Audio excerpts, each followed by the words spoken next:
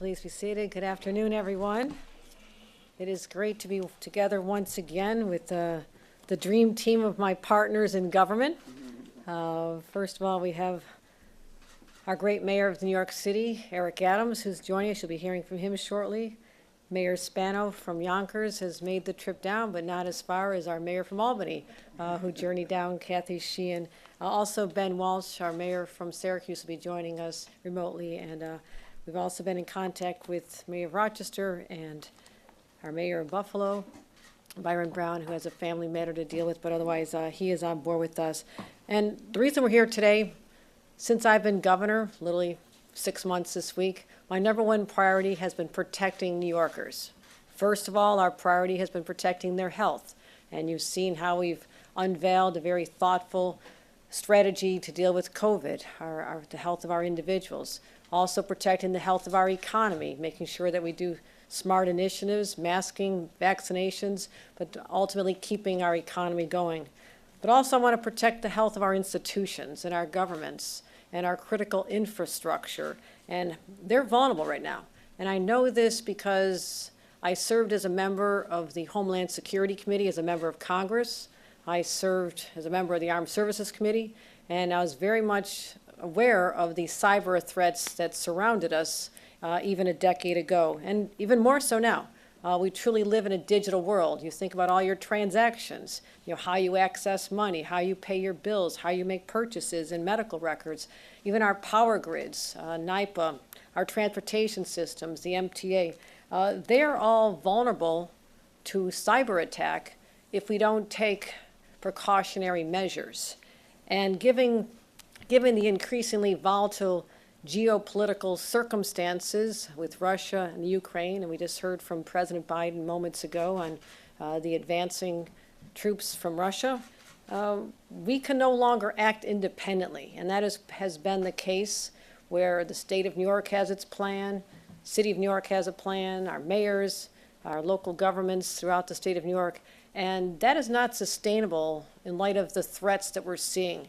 And we can't expect cities and counties to go it alone. They don't have the resources. They don't have the technological know-how.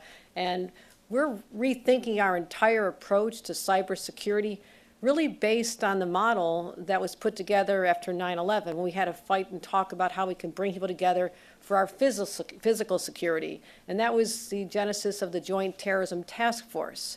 Well, similarly, we're not talking about physical security, we're talking about cybersecurity and how we can take a different approach to making sure we have partnerships that'll bring our resources together.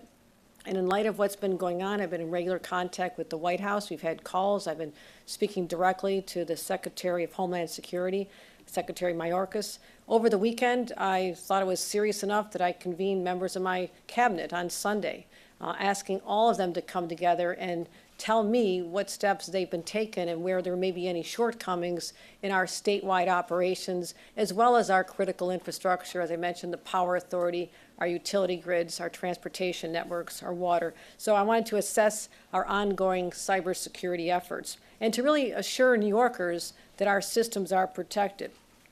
And also, we realize it's about coordinating with different sectors, private sector, what steps they can be taking, even small businesses. So this is a multifaceted approach to make sure that we're doing everything we possibly can to prepare and then, when necessary, react to any attacks.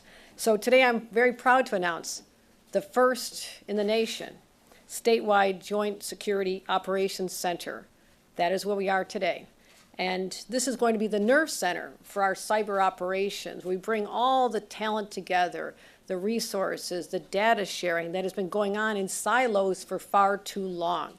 And it's so important. We realize now that when you see even a small attack in one system, that could be an indicator of more to come, and how we respond to that will prepare us for the larger attacks. So by collaborating and sharing literally one space, and we just saw there's going to be 117 desktops where people can work together in collaboration with the City of New York here and our other partners. We're going to be able to enhance our ability to respond to any attacks as well as prevent them. We realize that we're only as strong as our weakest link, and the synergy between even our local governments, the local governments, our cities and our counties, they're connected to our state operations. So an attack on them could lead to a larger attack and disruption of service from the state as well. So again, breaking down the silos, the data sharing that has not gone on, and bringing it together under one place, we can strengthen our defenses exponentially.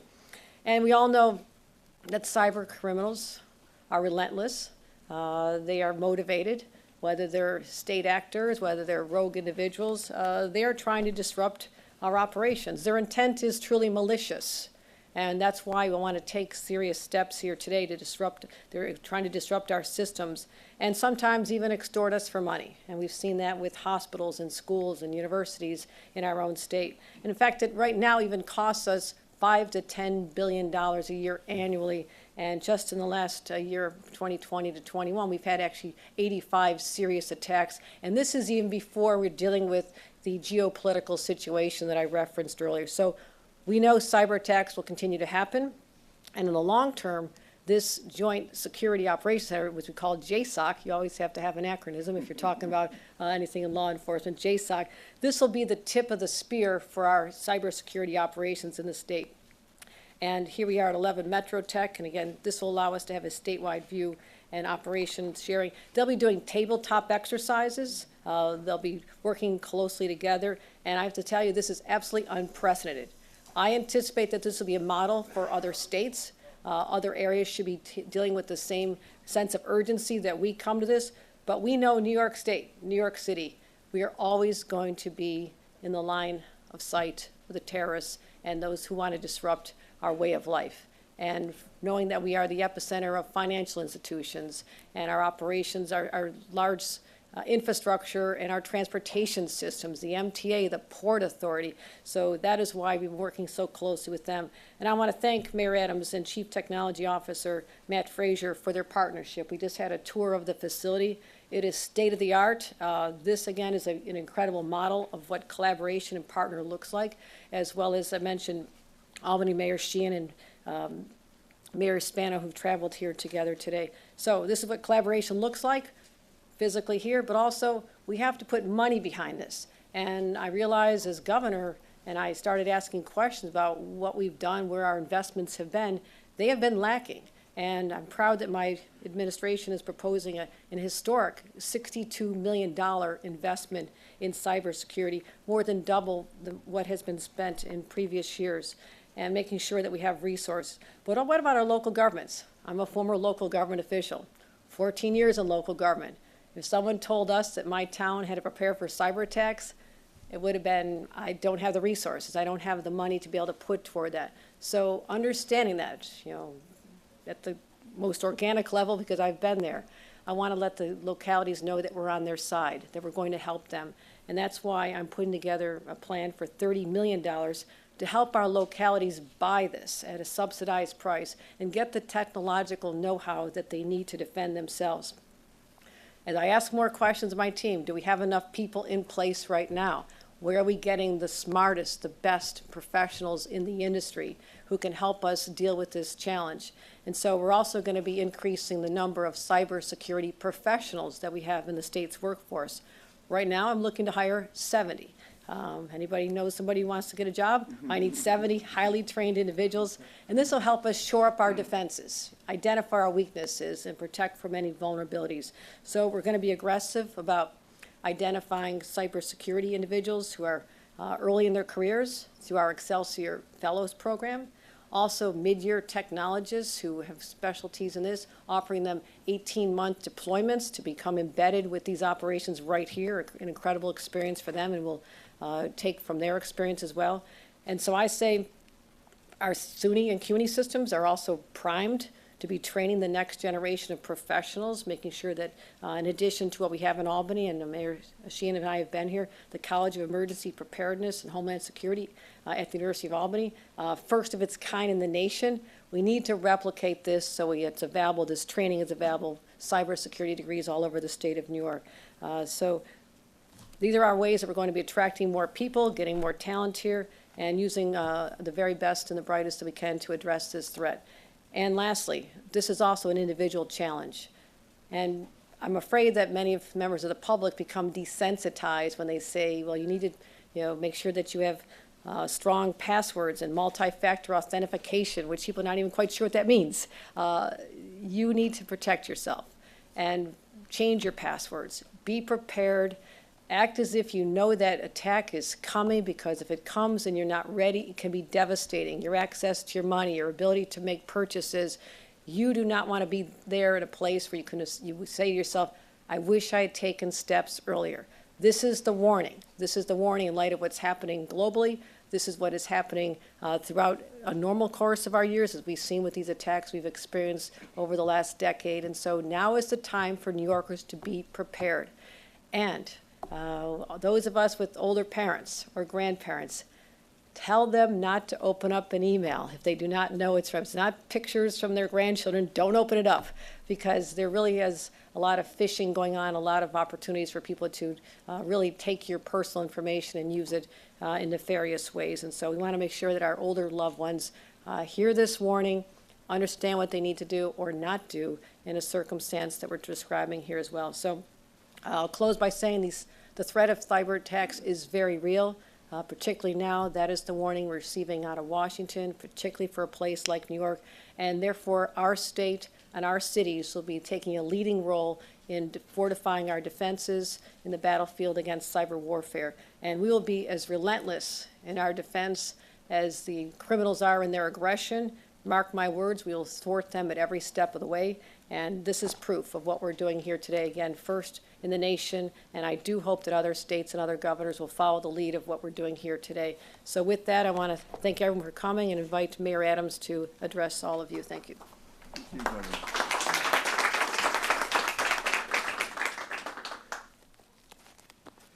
Thank you so much, Governor. And for this issue, this is a real issue. The conversation may not be attractive, but the reality is ugly. I'll never forget sitting down in Gracie Mansion, speaking with the former mayor, talking about the pandemic and other issues that were facing the city, and he was clear. He says, Eric, your real crisis is going to be cybersecurity. And if we don't get a handle on cybersecurity, what COVID did to our bodies, cybersecurity is going to disrupt the anatomy of our city and our state. And it's imperative that we take a forward-thinking view of this. And for the governor to understand how imperative it is for us to unite and join my other mayors throughout the state, both Mayor Spano, who I've known his family for a long time, and Mayor Sheehan, for coming here today and stated that we are not united against this force. I also want to thank Commissioner Bray, who you'll hear from as well, for understanding how important this moment is for all of us. We are so connected to technology that it could disrupt our way of life. And we're talking about a continuous onslaught of those who are attempting to do so. When I was the chair of Homeland Security as state senator, I was amazed and alarmed to see the number of outside attempts to hack our systems, not only for financial means, but also just for total disruption. The real concern here is that often when you can't see something, you do not appreciate the danger of something. We don't see what is happening every day, and that is what this command center and joint operation is going to participate. One of the most important hires that I had to do was bringing on Matt to coordinate this entire effort, and it's one of the beginning programs that we're going to institute as we reach out to our business partners as well. Today, one of my first executive orders that I signed was about getting our technology entities all coming together, sharing information, combining what we're doing, and it's going to be under the leadership of our CTO, Matt Frazier. He has been instrumental in bringing this initiative together with the governor's office, as well as what we're doing with our private corporation. Technology, if we like it or not, is at the heart of everything we do. running water, electricity. Every day we start our day picking up our phones. We do our banking online. We communicate with our loved ones, our children. We run our city on technology. When you hack that technology, you are hacking our entire city. And it's not only limited to the fearfulness of what's happening in the Ukraine, but it's also here in the United States. And we must be vigilant and meet the threat with our action. And we're doing that now to protect our crucial infrastructure, because we know if we fail, we are going to make New Yorkers vulnerable to the actions that comes with it. And this is not hypothetical. This is not something we're just talking about that's distance removed. These attacks and attempted attacks are happening every day. It's just that we have put in place the right infrastructure to constantly fortify how we approach this.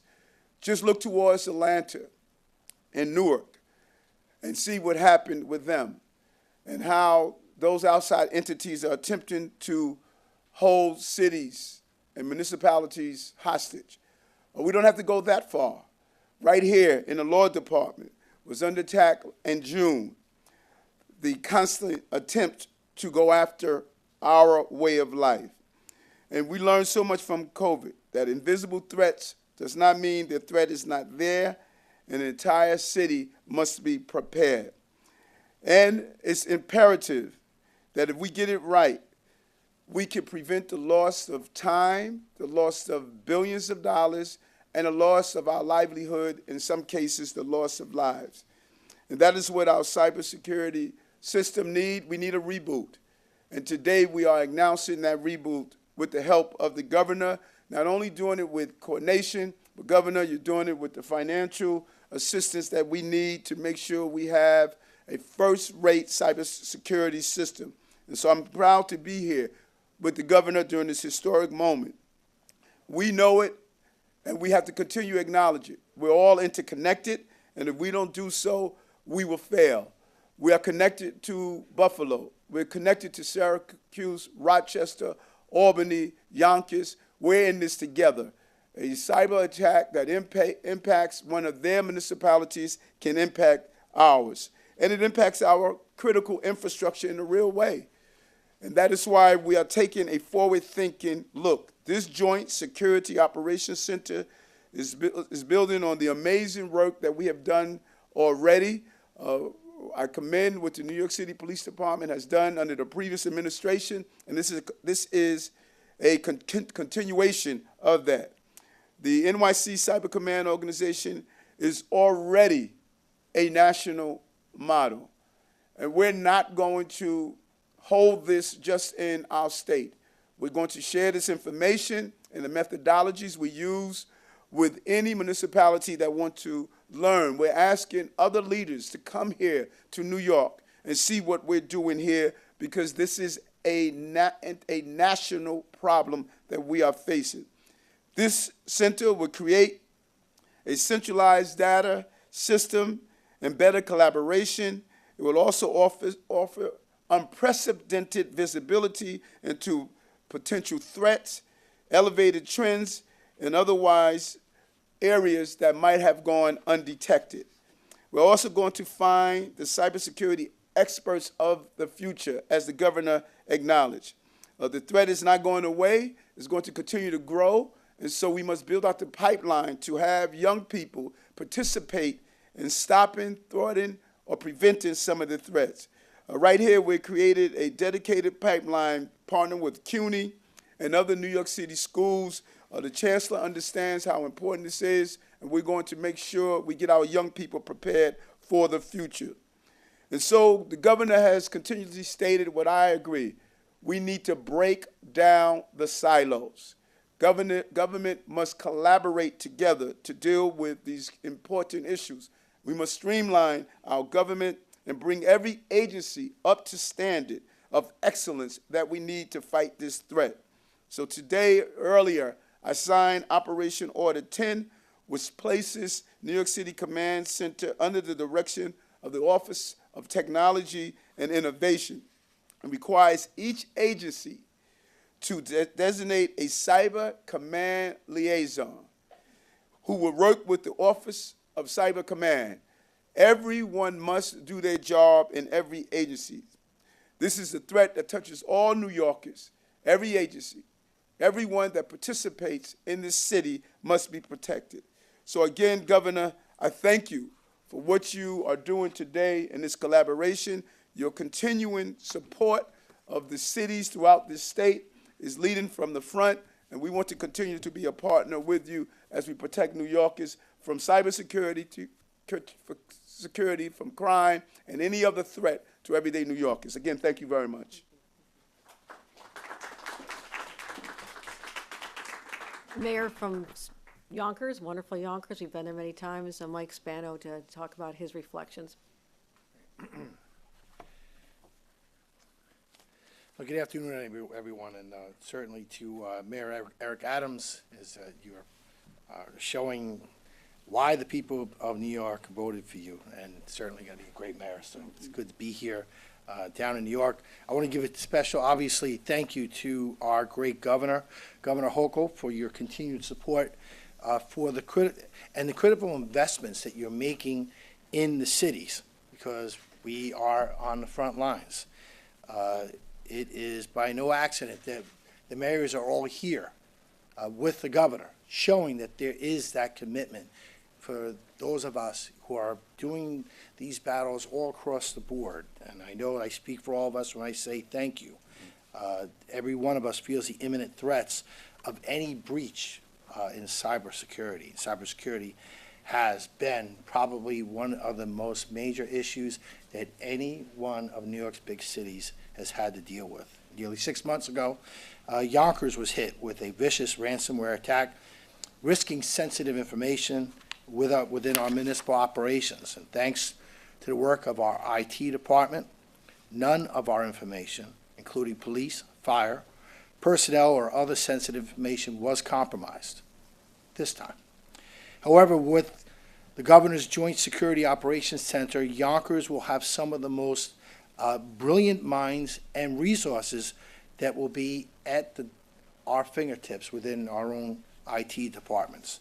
This is a very, very, very proactive approach, and I commend our governor because this center will prove to be an incredible resource, serving as a hub for collaborative information, and let's not forget shared coordination between all of our security, all of our cybersecurity teams.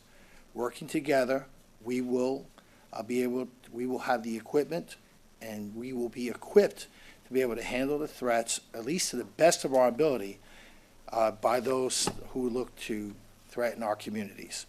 So with that, again, this was huge for us. This is something that we have been talking about and hoping for the leadership of Governor Hochul, and we're seeing it here. And that's going to help, especially mid-sized cities like ours. So again, Governor, thank you as always. And I'd like to introduce obviously the mayor of our capital city, Kathy Sheehan, who came down. I almost said Kathy Hochul. Thank you, Mayor. Thank you so much. And the timeliness of this just could not be better. And I want to thank the governor. I want to thank Commissioner Bray for their leadership. The city of Albany in 2019 was also attacked. And that ransomware attack, again, we were able to protect our systems and to be able to rebuild and come out of that very strongly. But it is an incredible challenge because these attacks happen every single day. I get a report from the head of our CIO, and that report shows me how many times a day, and it's dozens and sometimes hundreds of times a day, that we are attacked, of people trying to find vulnerabilities in our systems. And we as cities just can't do this ourselves. Municipalities don't have the bandwidth. And so having this Joint Security Operations Center is a game changer for all of us. The state was there alongside us when we had our cyber attack. We know the talents, we know the bench strength, we know that they have the capability. And when you join those forces, resources with Homeland Security, with FBI, and with all of the other resources out there, we can create that protection that we need in order to run our cities. We're so dependent on technology, and that dependence really, I think, was demonstrated even more so during this pandemic because we relied on it to run businesses and to run government. And so thank you, Governor, for your leadership on this. We look forward to working with all of the cities, sharing information, sharing resource, and again, recruiting those great minds out there that are going to help us to make sure that we keep ourselves and our cities safe. So thank you so much. And now we'll hear, speaking of technology, we have the technological capability to hear from Syracuse, our Mayor Ben Walsh. Mayor Walsh? Thank you, Governor.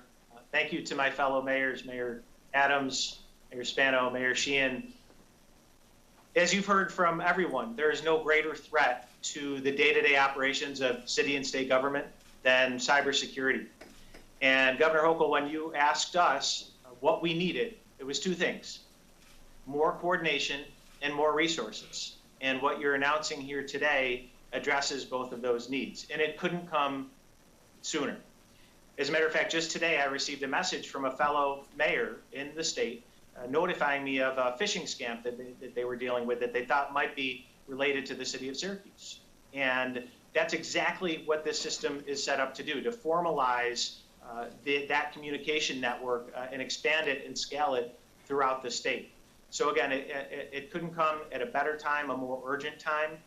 And I'm so grateful, Governor, for your leadership, for the partnership of my fellow mayors, and very much look forward to working with all of you to protect the cybersecurity of our cities and of our state. Thank you. Thank you, Mayor. Thank you, Mayor Walsh. I do also want to recognize, I was talking about the mayors, but also the incredible team of commissioners and professionals and leaders of institutions like Commissioner Jackie Bray, who has just done an extraordinary job. We've relied on her for everything from cybersecurity to ice storms in Ulster County, where we lost power a short time ago. So she is tremendously hands-on, and I want to thank her for her leadership, as well as the other partners. I mean, this is an extraordinary operation here. You mentioned Matt Frazier, the Chief Technology Officer. Matt, you gave us a tour earlier, and we really look forward to working closely with you. Jana Lieber, our CEO of the MTA, is here because we know the vulnerability of our lifeblood of New York City and the whole region is our transportation network through the MTA. Rick Cotton, again, critically important infrastructures, our ports and airports, and our systems with the Port Authority. Kevin Bruin, our Superintendent of New York State Police, and Tony Riddick, the Chief IT Officer for New York ITS, as well as our partners. As I mentioned, the FBI has been here with us, and Washington is very much embedded and interested in what we're doing here and have been in regular communication with us as the situation before us unfolds. With that, I'll be happy to take any questions on topic first. Governor, you obviously planned this before what happened in Ukraine. Talk about the significance of opening this center on this day, given what's happening half a world away. You know, certainly it was an important call I had with the White House and others on Friday that, reminded us of the vulnerabilities of what's happening across the world and the impact that it could have right here in our city, a city that has been known to terrorists, a place where that they know that they're attacking a way of life, the American way of life, if you attack New York City and New York State. And that's why we took that message very seriously. It was a call with other governors, but I immediately said, okay, team, we've been talking about this for a while. How do we get this up and running immediately to be able to deal with any attacks that come now or later? And again, they're not always directed to international terrorists. We have our own homegrown people who want to be disruptors, and we have people that are doing it for financial gain. So there are many threats out there, but to have Washington on our side, FBI, I've been working closely with them, as well as our local partners and our state partners. This is the time to do this, because if not now, when? We have to be aware of the threats around us. Again, putting money behind it. My budget will be dealt with in the next couple weeks. We get that money there. We hire people. We let the world know that the best and brightest technologists and cybersecurity experts are gathered right here in New York to protect New Yorkers, because we take their safety so seriously. Talk about collaboration. What exactly does that mean? What's going to happen? And is any of that happening now? Commissioner Bray, you want to explain what's going on right now? Because, we talk about identifying threats, and I want to make sure one thing is known. Every community can be under siege, but they don't necessarily share that with other communities. That's been a tremendous gap right now. That there's not a sense of one team here. And that's the philosophy I've brought to government, that we are all part of one team. I need to know what's happening in Syracuse and Rochester and Buffalo, New York City, and we'll tell you if there's anything happening with our systems, as well as the Port Authority, MTA, and NYPA, our power authority. So that information has not been shared at the level that we believe it will be when people are literally sitting in the same room together. They're assessing the threats in real time. And there's no more, oh, I forgot to tell that entity, or that slipped away. They're sitting together, tabletopping it, analyzing it, preparedness, but also not just preventing threats, but reacting quickly when they occur, giving advice to localities. They don't always know what to do. Do you pay the ransom? Do you not pay the ransom? We can't expect them to have the expertise that true experts and law enforcement professionals have amassed over years of experience. But Commissioner Brady, have anything to add to that? Yeah, absolutely. Thank you, Governor, and thanks to all the mayors for the partnership. The governor's absolutely right. What's happening now is that if any entity that is attacked is responding, New York City has an incredibly robust and mature response, and then the responses at our localities and our counties and our authorities run the gamut, from that incredibly mature, robust response to one that needs some help. So what we're doing here today is two things. One, putting everyone in the room will let us help everyone respond immediately. It will also allow us to share real-time information. If Albany's got a vulnerability that is exposed, we want to know that immediately so that we can fix that vulnerability, patch that vulnerability in everyone else's systems. That's not happening today, and it will be happening as we ramp up this JSOC. And then the second thing we want to do is we want to level up everyone's preparedness, so that everyone has the appropriate type of endpoint protection, the appropriate type of incursion detection, which with the governor's budget is a first major step in doing that. Okay, Governor Hochul, may we have clear examples of how big a threat this could be, what could happen without being too alarmist, I suppose? I don't understand how vulnerable we actually are. Someone from law enforcement want to talk about our vulnerability, other than the fact that the White House thought it was important enough to let governors know to be prepared. The criminals, the terrorists, they don't telegraph what they're going to do because they want the element of surprise. But we're on notice now. We're on notice of what they could do to dismantle our systems, our communication systems, our 911 systems, our transportation network. I mean, they all run on technology. And you disrupt that technology, that connectivity, there is an opportunity for rather cataclysmic consequences. But Commissioner Bray or anyone else from law enforcement want to address that? I think the important thing for New Yorkers to know is that we have very good cyber tools right now. We have best-in-class cyber tools right now. As all of the mayors have said, we see hundreds, thousands of attempted attacks a day, and the vast, vast, vast majority of those are neutralized before they can do any damage. But that's ramping up, that's increasing, and it's important that we take this next step. It's important that we level up all of our systems and all of our response. But New Yorkers need to know that we are prepared, and that anytime anything does happen, we are also now under Governor Hochul's leadership coming together to respond. Governor, we're hearing a lot about city and state partnership. How will this go with private business? How do you make sure private businesses won't see this as a PR nightmare and hide it and share it like they need to? They have all been connected. In fact, one of the cabinet members who I assembled on Sunday afternoon was our superintendent of financial services. We regulate and oversee the epicenter of the financial universe. So, but those institutions have been preparing. This is not a new threat to them. They have been vulnerable since cyber threats were first identified years ago. So we're in regular communication with them, letting them know the threat assessments we're receiving out of Washington and the FBI, but they are also very well prepared. I want to say I feel, and also retail. I mean, retail, you think about the major retail stores, they have been hacked before. They've put redundant and resilient systems and backup systems in place to make sure they can address that. But is there anything else to add to that, Commissioner?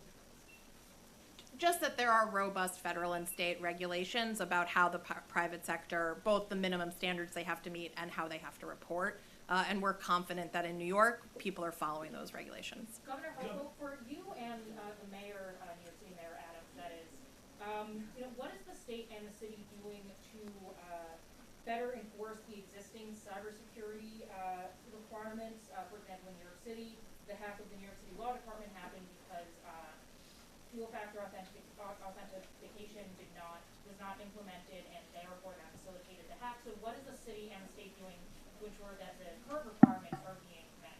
Well, I'll let the mayor answer for himself, but what we're doing is we are constantly analyzing what is going on within our own departments, raising the questions, having analysis by our IT department and our own internal cybersecurity experts, and they're accountable to me. And they know that it's a new day of surveillance, in a sense, that I want to know what's going on. I'm very hands-on, and I've worked in technology in a past life, and I understand, what's involved here. And so I'm asking them to report. That's why I had this meeting on Sunday. Report to me. Tell me what's happening in your jurisdiction. Our NIPA was represented, Port Authority was represented, MTA is represented, as well as all of our agencies that regulate the various industries. So we're just continuing to press them to do testing, make sure there's backups in place, and to make sure that they're downloading the best software protection that they can, and making sure that we're always getting ahead of the game. So that's what we're doing at the state level. Is there anything else that I missed? Your budget, the governor's budget invests tens of millions of dollars to increase state preparedness of our own systems. So in addition to the $30 million invested to support counties and localities and other critical infrastructure partners, we're investing in our own systems to make sure that they are up to not only standards, but beyond and best in class. And your question is a good question because, you could have the best rules that's possible and the best safeguards, but if it's not being carried out, then we're failing. And when you look at agencies in particular, there's a history to focus on their primary responsibility. Department of Education, they want to educate children. Department of Homeless Services, they want to provide services for those who are homeless. FDNY wants to provide, putting out fires, and the same with police. What we are doing, and what the governor is sharing with us, is that in each agency, there must be a person that's the liaison to this center. And in addition to the primary goals of that particular agency, they must focus on cybersecurity. And that is the difference of what we have witnessed historically. If you were to call up one of the agencies in the city and ask who is keeping watch on the protocols, the practices, and the safeguards, right now that does not exist for the most part outside the New York City Police Department. We're going to duplicate that in every agency. We're going to make sure that they speak with the chief technology officer. We're going to make sure that they interface here, and we're now putting this as a responsibility that someone must be watching the store inside each agency, and that is a different approach. We cannot take this lightly. As I stated, former mayor was very clear. He says, Eric, the crisis you are going to face is cybersecurity. And this was in the midst of COVID. This was in the midst of crime. This was in the midst of housing. He was very specific and clear. We must get cybersecurity under control, and that is what this governor is doing today. Governor, has there been an increase in the number of attacks over the last 2 months, specifically from Russia-backed groups against the city and the state? And are you particularly concerned, has DHS told you anything about vulnerabilities when it comes to our pipelines, given that the world is now bracing for potential real issues with fuel consumption? And I'm also thinking about the Colonial Pipeline. No, the Colonial Pipeline is very much front and center in our minds, and the impact that it had not just on the pipeline, but also consumer behavior afterward, and how paralyzing that was. I mean, I think that's a very good example when you ask, like, what could this mean? That's one pipeline, and what it did to the ripple effect that it had is something that, again, that was a warning sign that these are institutions that have to be protected. So we're continuing to, identify areas where there's vulnerabilities and getting ahead of that. And you may think that you have best-in-class spyware software to protect, and all of a sudden it's obsolete because they've hacked this, they found a way to the back door to get to this. So you always have to be vigilant bring in smart people who are ahead of the game. And in terms of whether or not there's been an increase in attacks, I've not been made aware of a specific increase in those areas. I don't know if our state police has anything else to add on that. Okay, and state FBI. We don't have an increase, but the situation is becoming more volatile. The U.S. just literally in the last hours instituted sanctions.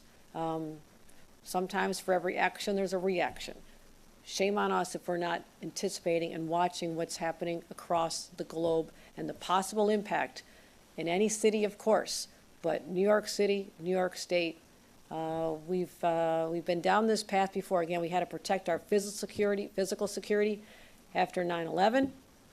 Now we have to protect our cyber systems and all of our infrastructure because of the dependence that the mayor mentioned, the incredible dependence that we all have in our daily lives.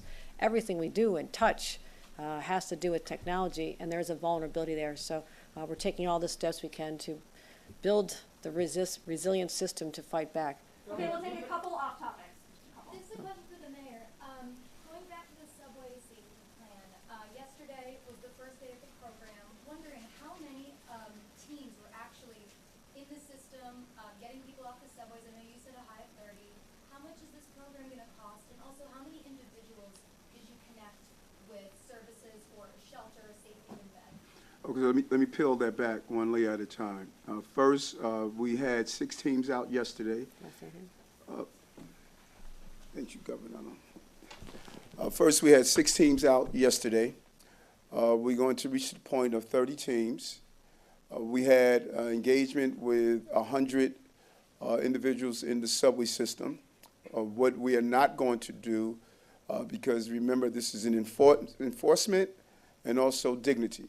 We're not going to parade around where we're going, who we're removing.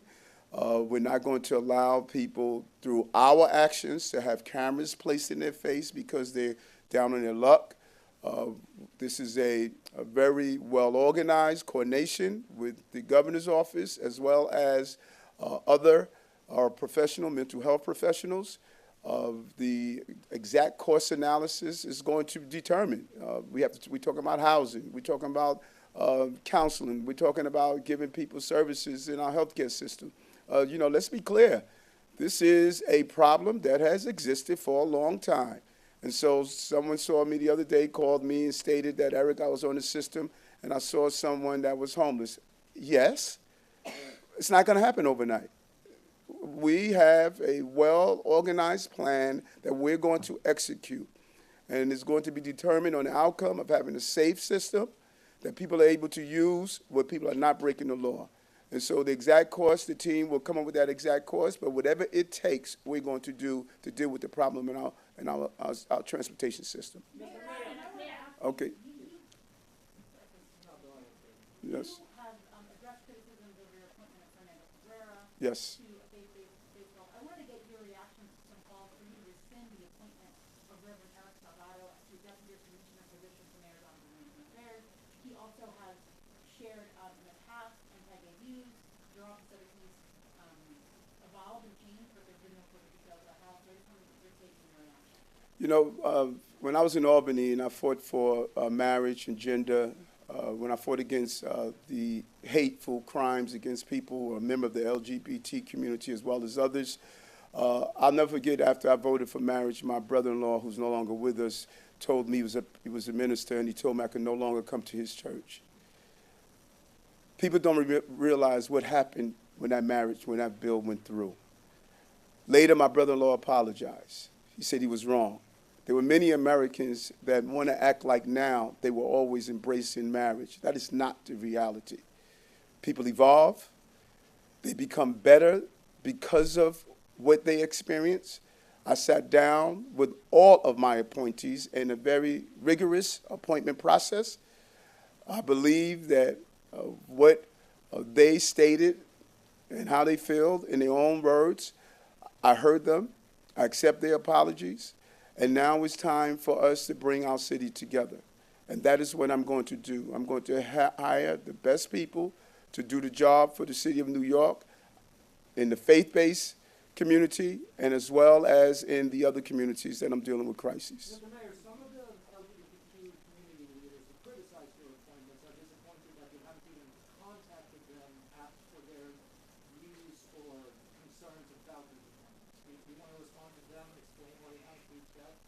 Yes, well, you know and I know, city of 8 million, 8.8 million people, we got 30 million leaders.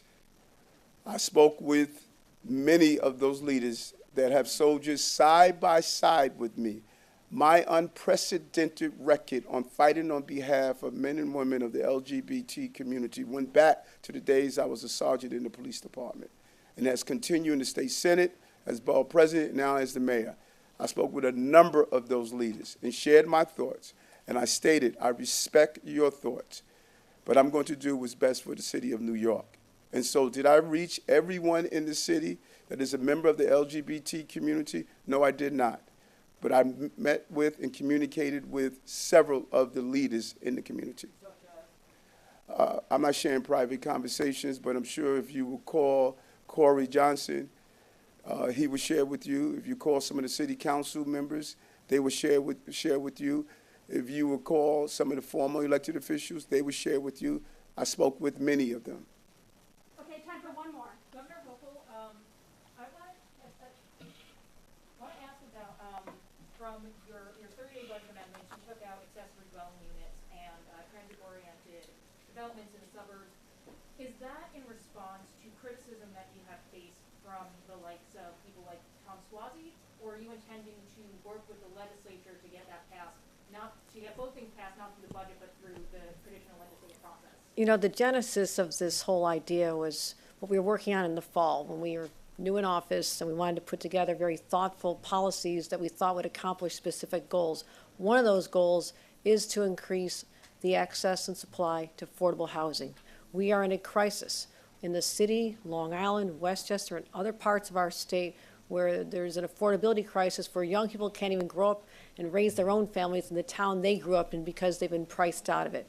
So also, what I saw in my first week on the job, when I had to go to places like East Elmhurst in the aftermath of Hurricane Ida and saw the devastation and the loss of life that flowed from the fact that people were literally drowned in their homes because they were living in accessory dwelling units, lower level units that did not have an escape out the back door.